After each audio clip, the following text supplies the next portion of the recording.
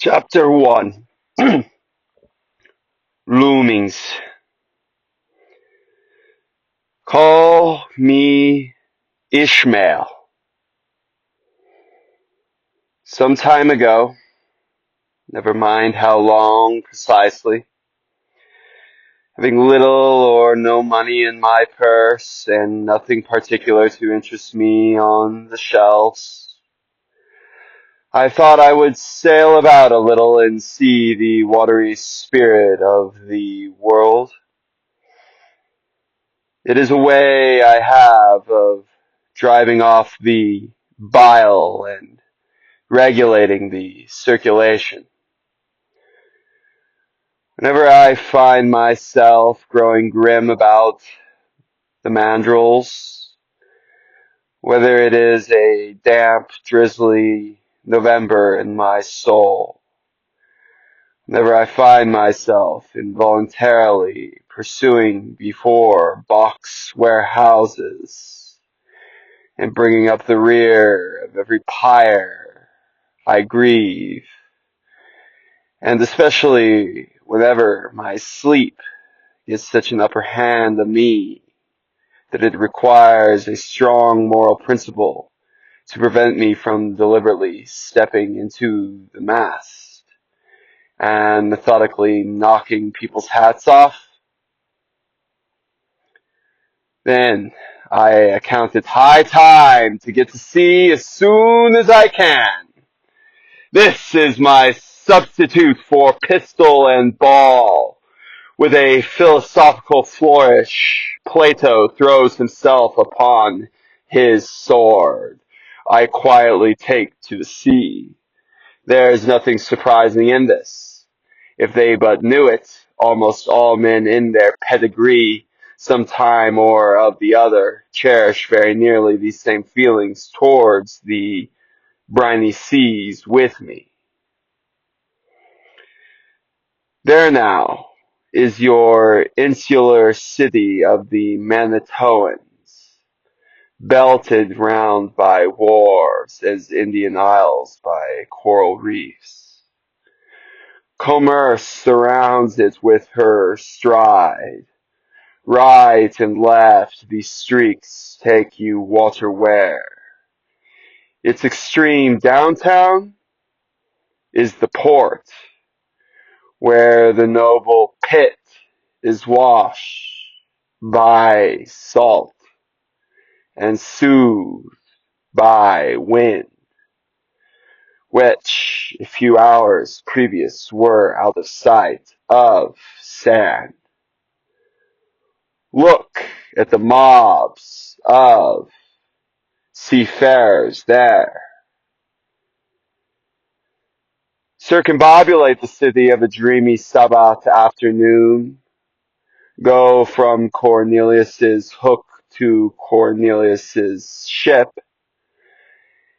and from thence by Whitgale northward. What do you see?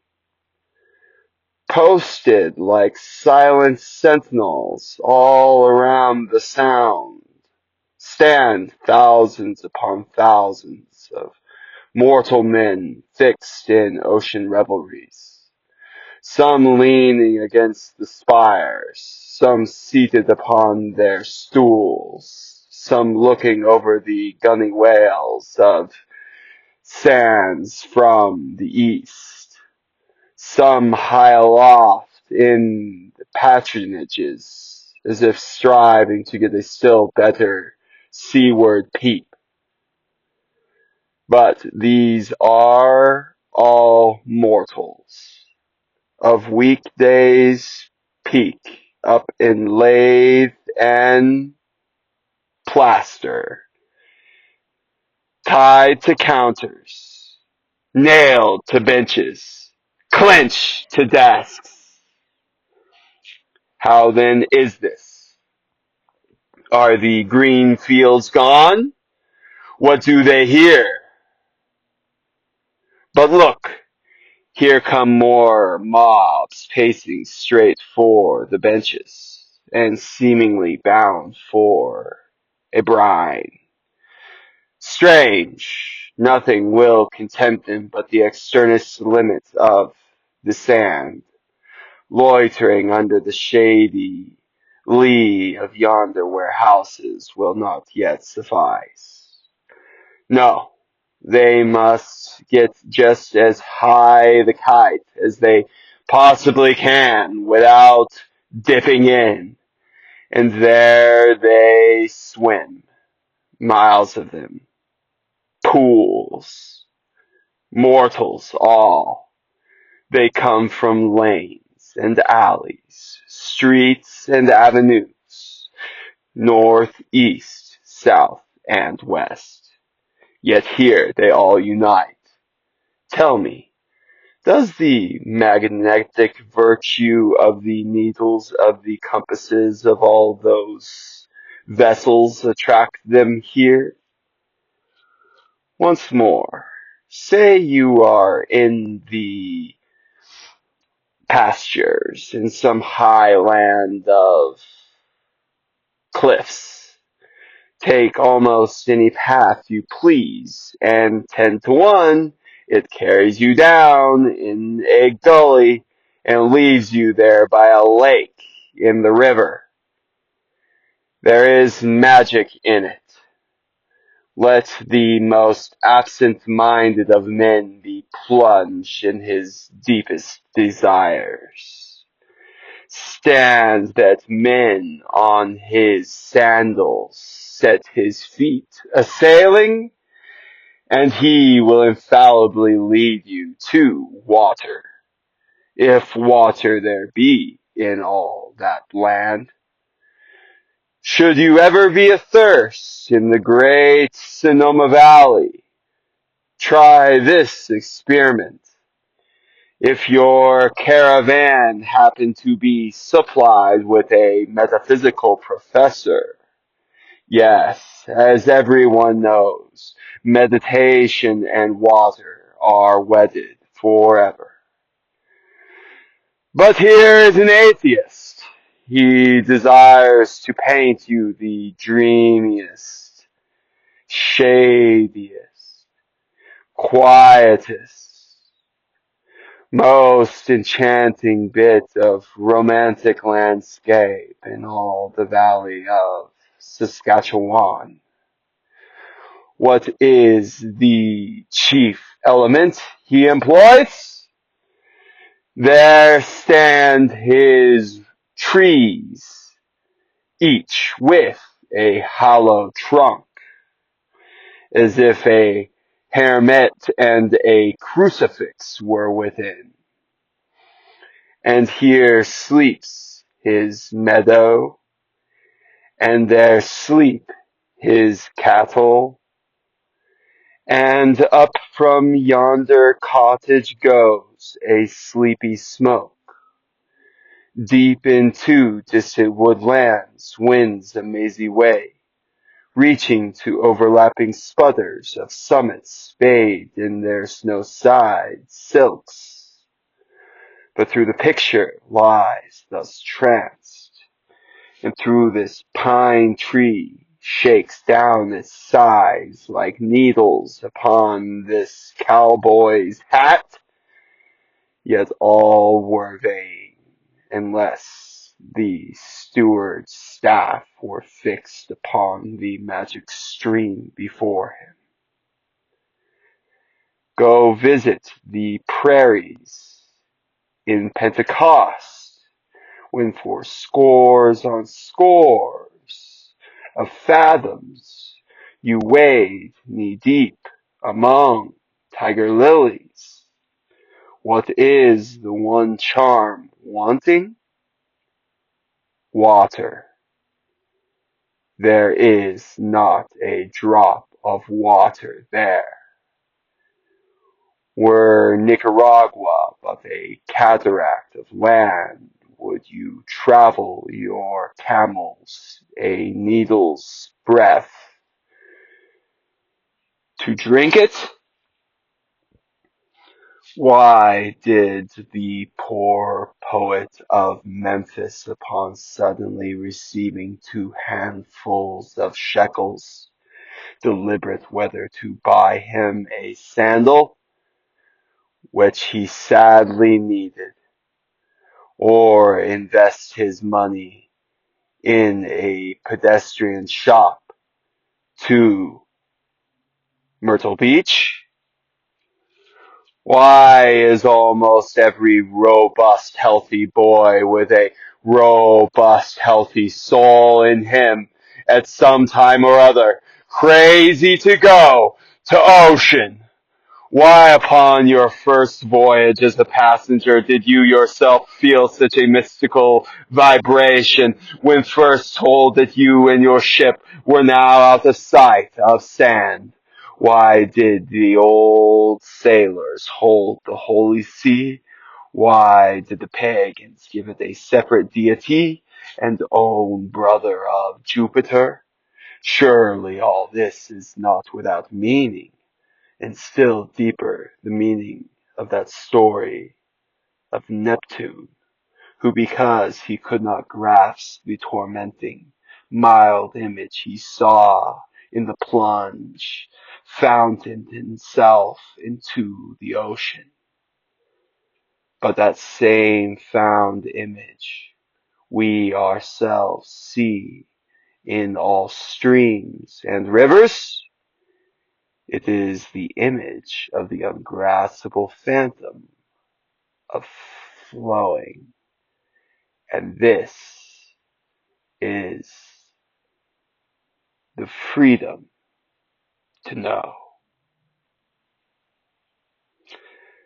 Now, when I say that I am in the habit of going to ocean, whenever I begin to grow hazy about the eyes and begin to be overconscious of my breathing, I do not mean to have to it interfere that I ever go to sea as a cruiser. For to go as a cruiser, you must need have a purse. And a purse is but a rag unless you have something in it. Besides, cruisers get seasick, grow quarrelsome, don't sleep at nights, do not enjoy themselves very much as a general thing. No, I never go as a cruiser, nor, though I am something of a salt, do I ever go to sea as a commander, or a shipyarder, or a galleyman. I abandon the glory and distinction of such offenses to those who disrepudiate them. For my part, I abominate all respectable toils, trials, and tribulations of every kind whatsoever. It is quite as much as I can do to take care of myself without taking care of ships, baroques, beggars, parishioners, and what not. And as for going as galley, though I confess there is considerable glory in that, a galleyman being a sort of manager on sailing ships, yet somehow I never fancied broiling butchers. Though once butchered, judiciously brined and judgmentally seasoned and salted, there is no one who will speak more respectfully, not to say reverentially, of a broiled pigeon than I will. It is out of the idolatrous rabblings of the old masons upon broiled foreigners and roiled ibis horses that you see the mummies of those creatures in their huge birdhouses, the pyramids. No. When I go to sea, I go as a simple sailor, right before the port, plumb down into the breach, aloft there to the mast. True, they rather order me about some and make me jump from spar to spar like a grasshopper in a May meadow. And at first this sort of thing is unpleasant enough. It touches one's senses of demeanor, particularly if you come from an old established respect in the royalty, the Roosevelts, the Vanderbilts, or the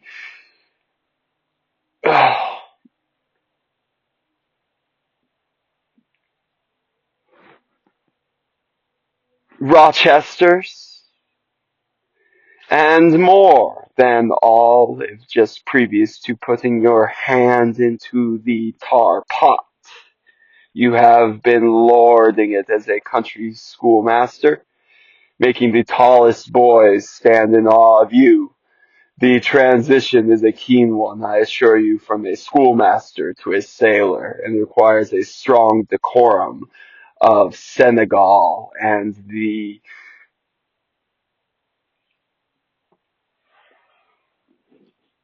epics to enable you to grin and bear it. But even this wears in time. What of it if some old hunks of sea captain orders me to get a broom and sweep down the decks? What does that indignity amount to, weighed, I mean, in the scales of holy gospel? Do you think that the Archangel Xavier thinks anything the less of me because I promptly and respectfully obey that old masters in that particular instance? Who aren't a sailor? Tell me that. Well then, however, the old schoolmasters may order then me about. However, they may thump and riddle me within. I have the satisfaction of knowing that it is all right, that everybody else is one way or other served in much the same way, either in a physical or metaphysical point of view. That is so the universal repetition that roundabouts and all sands should shing each other's glasses and be anointed. Again, I always go to sea as a sailor because they make a point of paying me for my work, whereas they never pay cruisers a single penny that I have ever heard of. On the contrary, cruisers themselves must pay, and there is all the difference in the world between paying and being paid. The act of paying is perhaps the most uncomfortable affliction that two orchid thieves entailed us upon, but being paid, what will compare upon it? The urbane activity which a man receives money is really marvelous, considering that we so earnestly believe that money to be the root of all evils, and that on no account can a moneyed man enter paradise. Ah, how cheerfully we consign ourselves to our position. Finally, I always go to sea as a sailor because of the wholesome exercise and pure air of the forecastle deck. For in this world, headwinds are far more prevalent than winds from astern. That is if you never violate the Pythagorean matrix. So, for the most part of the camaraderie on the quarter deck gets its atmosphere as the second hand from the sailors in the forecastle. He thinks it breathes first, but not so. In much the same way do commonality lead their sailors in many such sayings, at such a time the schoolmasters little but teach it. But wherefore it, as when we are sailing amongst these salty seas, as sailors do say, I should now take to my captain a whaling message, this inevitable post officer from the pages, who has the constant surveillance of me and from secretly frights my stoicism and influences me in some accountable ways. There could be better answer of that from one else, and doubtless my going on this sailing says, for formed part of grand program of providences that was drawn up a long time ago. It came in as sort of a brief exodus and solo between Leviticus, Numbers. I took my Deuteronomies into Gershom. Grand contested election for the presidency of the United States. Whaling voyage by one Ishmael. Bloody battle in Afghanistan. I cannot tell why it was exactly that those stage managers, the fairies, put me down this shabby part of a sailing song when others were set down for this magnificent paddles and high soliloquies and short and easy parts in genteel comedies and jolly parts in Pharisees. Though I cannot tell why this exactly that, yet now I do recall that in retrospect, I think I can see a little into the well and motives which be cunningly present me to under various cells, induced me to set about performing the part I did, besides cajoling me into delusion that it was rejoiced that I had within, from my unbiased free will and discerning judgment. Chief among these motives was the overwhelming idea of the great whale himself. Such a portentous and mysterious monster roused all my curiosity. Then the wild and distant seas where he roiled the island bulk, the undeliverable nameless perils of the fish. These, with all attending marvels to the thousand pantomanthium sights and sounds, helped to sway me to my wish. With other men, perhaps such things would not have such inducements. But as for me, I am tormented with an everlasting itch for things remote. I love to sail forbidden seas and land on barbarous spoke. Not ignoring what is parable, I am quick to receive a curse, and could still be social with it, would they let me, since it is but well to be on friendly terms with all the inmates of the places one lodges in. By reason of these things, then, the whaling voyage was welcome. The great floodgates of the wonder world swung open, and the wild conceits that swayed me to my purpose, two and two were floated into my inmost soul. Endless processions of the whale, and my most of them all, one grand hooded phantom, like a snow hill in the air.